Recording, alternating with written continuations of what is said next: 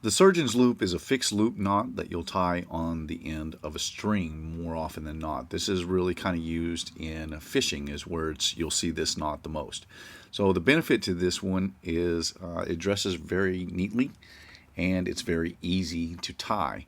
The downside to it is that once it's subjected to load, it's pretty difficult to untie. So this is why it's used more so like in fishing string. Let me show you how it's tied. To begin the surgeon's loop, you want to create a bite in your line first, and because I'm using paracord, I'm going to make that somewhere between 9–10 inches is a good length to do it. So we'll want to double that over, and then we're going to pinch it down here at the bottom, and we're going to create a loop around those two fingers and kind of pinch it there together where it crosses. Now as we do these, you want to try to keep all your lines parallel, that way this knot will dress properly.